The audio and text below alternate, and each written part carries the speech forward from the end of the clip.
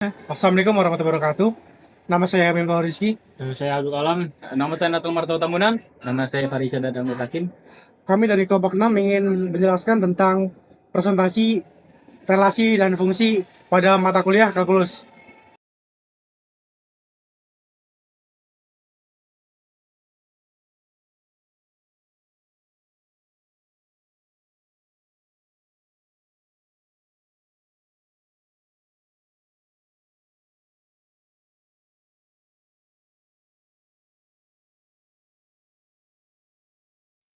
Apa itu relasi dan fungsi? Relasi dan fungsi ialah sifat fundamental yang menggabungkan elemen-elemen perhimpunan matematika.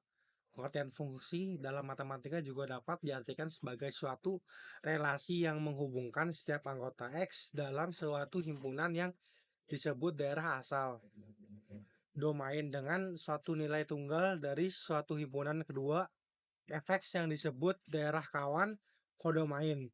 Himpunan nilai yang diperoleh dari relasi tersebut disebut di daerah hasil range. Namun, tidak semua relasi adalah fungsi. Yang membedakan fungsi dari relasi adalah setiap elemen di himpunan domain hanya memiliki satu hubungan pada himpunan kodomainnya. Jadi relasi dan fungsi itu sebenarnya sama, cuman yang ngebedain dari relasi dan fungsi itu adalah setiap elemen di himpunan domain hanya memiliki satu hubungan pada himpunan kodomainnya. Jadi udah ada bagian masing-masing, misal satu dan A, ya satu dan A nggak bisa jadi dua dan satu dan B gitu. Ini cara untuk menyajikan suatu fungsi. Yang pertama menggunakan diagram panah. Diagram P itu ada 1, 2, 3, 4, dan 5. Dan diagram Q ada 1, 2, 3, 4, 5, 6, sampai 10. Jika himpunan P1 adalah setengah kali dari 2, maka hubungkan angka 1 pada himpunan P ke angka 2 pada himpunan Q. Karena setengah dari 1 pada himpunan P ialah 1 dari satuan pada himpunan Q. 1 adalah setengah dari bilangan 2. Selanjutnya 2 adalah setengah dari bagian bilangan 4 pada himpunan Q. Selanjutnya ada 3 dengan 6, 4 dengan 8, 5 dengan 10. Ini jadi kayak setengahnya lebar, kita pakai perkalian, ini bisa dipakai menggunakan himpunan Q dan himpunan Q. Dengan hasil tersebut, maka ini sudah bisa dibilang suatu fungsi.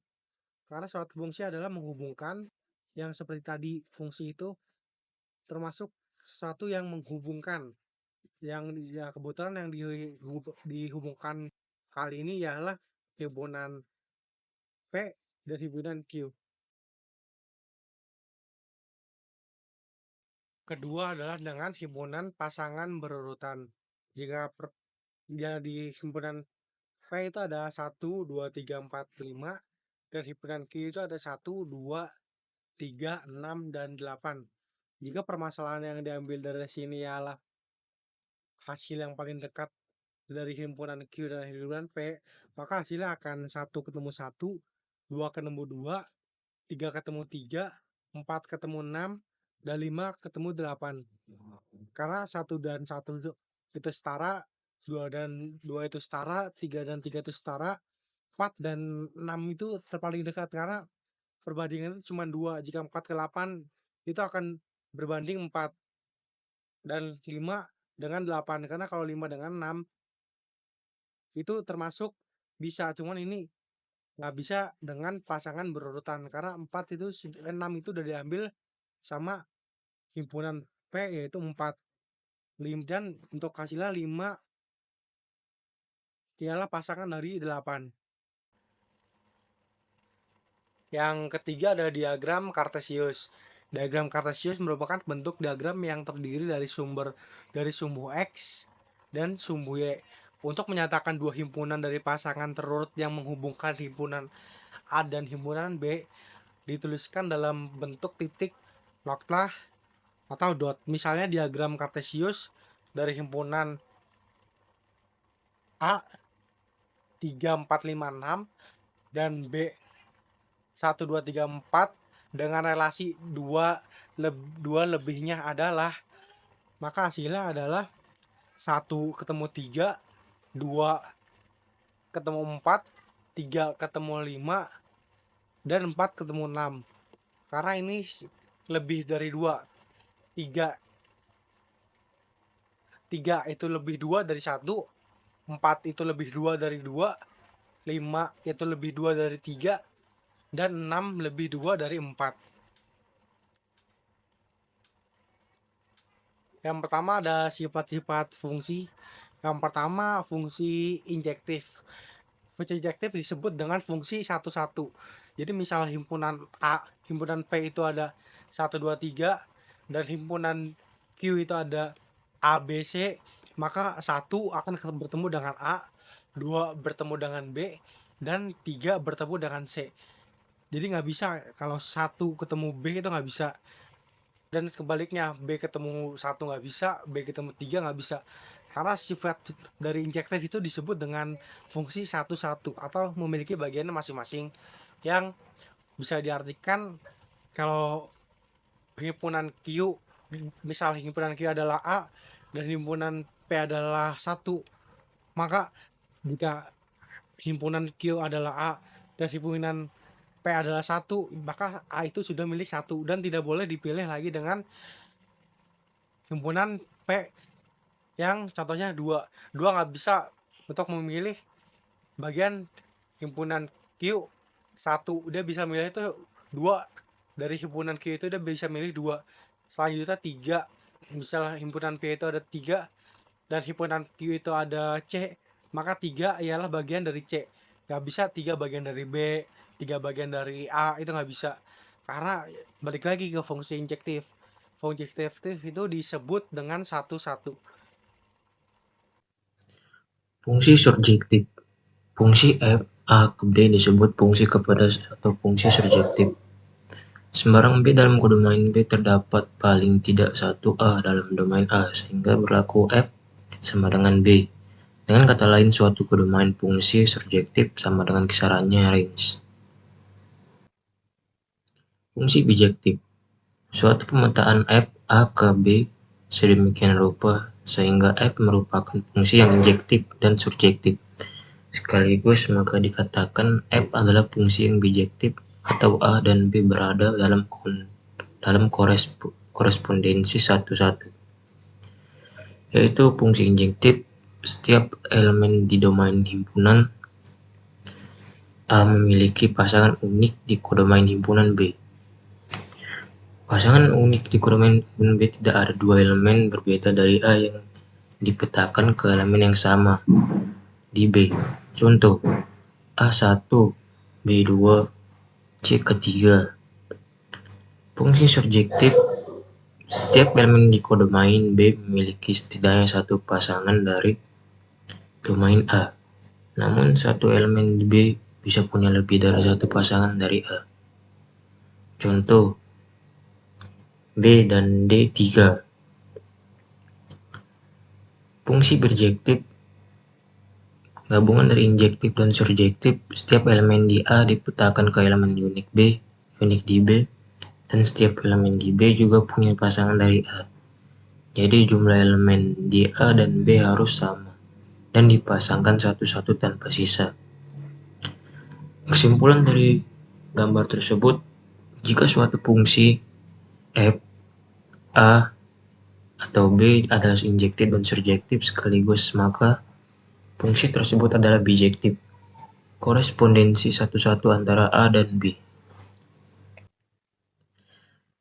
Jenis-jenis fungsi. Satu, fungsi linear. Fungsi pada bilangan real yang didefinisikan f x sama dengan ax tambah b, a dan b konstan dengan a sama dengan dari 0 disebut fungsi linear. 2. Fungsi konstan. Misalkan f A ke B adalah fungsi di dalam A, maka fungsi F disebut fungsi konstan jika dan hanya jika jangkauan dari F hanya terdiri dari satu anggota. Fungsi konstan f x sama dengan c adalah fungsi yang hasil tetap untuk setiap nilai masukan input.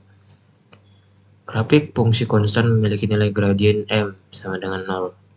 Misal, fungsi f x sama dengan 4 merupakan fungsi konstan karena hasil dari f x adalah 4 untuk berapapun nilai.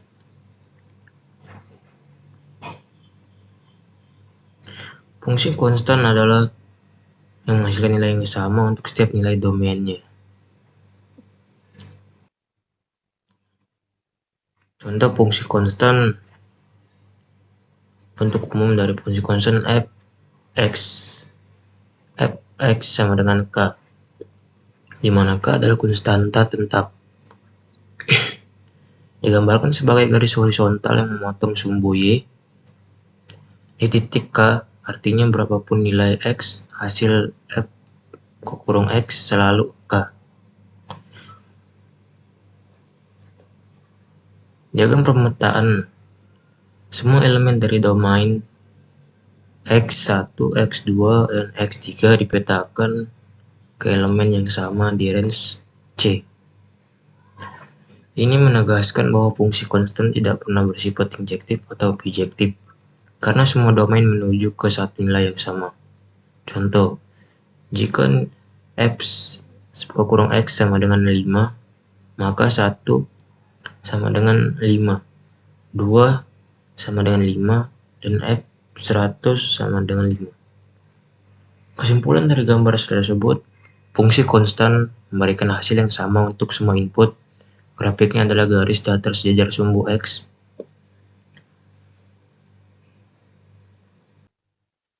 Fungsi 3. Fungsi identitas. Fungsi identitas adalah fungsi yang mengembalikan nilai yang sama yang digunakan sebagai argumennya. Ini juga disebut relasi identitas atau peta identitas atau transformasi identitas. Misalkan R adalah himpunan bilangan real, fungsi f R ke R dengan Y sama dengan F kurung A sama dengan A untuk semua A. A, I, R disebut fungsi identitas. Di sini domain dan jangkauan domain dari fungsi F adalah R. Oleh karena itu, setiap elemen himpunan R memiliki bayangannya sendiri. Grafik berupa garis lurus dan melalui titik asal. Misalkan fungsi yang memetakan elemen himpunan A 1, 2, 3, 4, 5 ke dirinya sendiri, sedangkan C ke A sehingga C sama dengan 1, 1, 1, kurung 2, 2, 3, 3, 4, 4, dan 5, 5.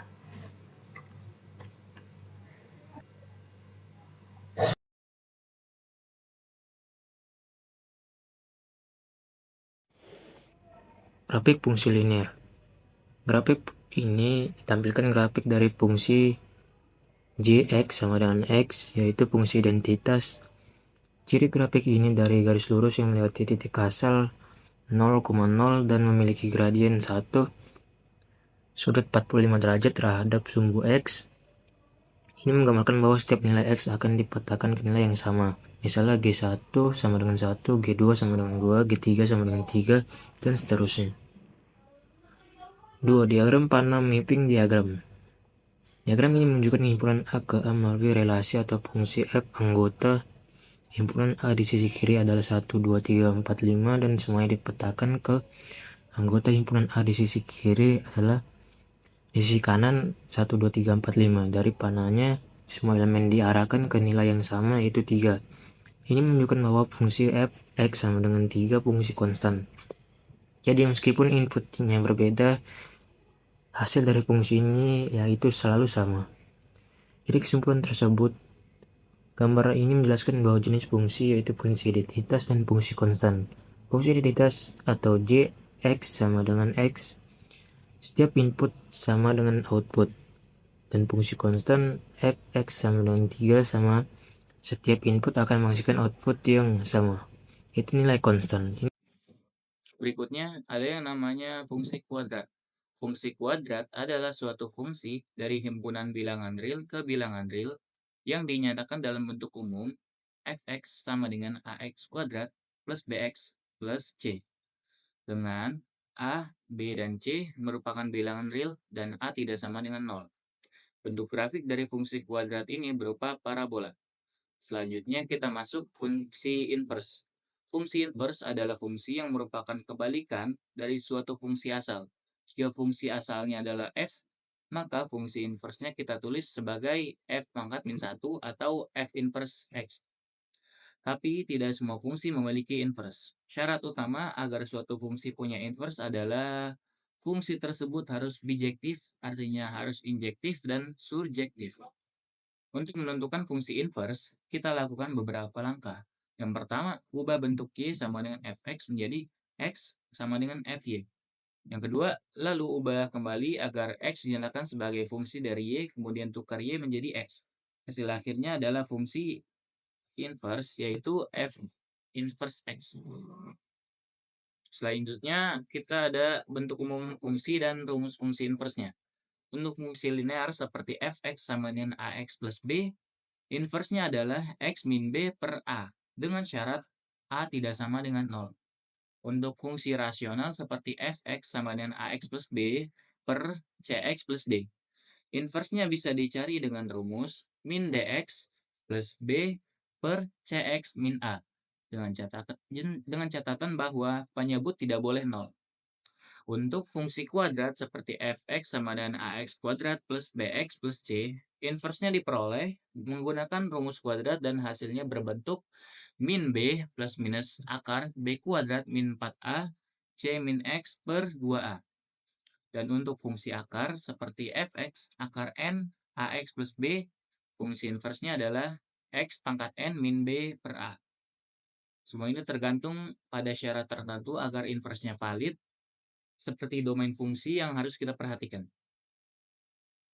Selanjutnya, kita memiliki contoh soal dari fungsi inverse. Pertama, kita cari inverse dari fx sama dengan x min 3.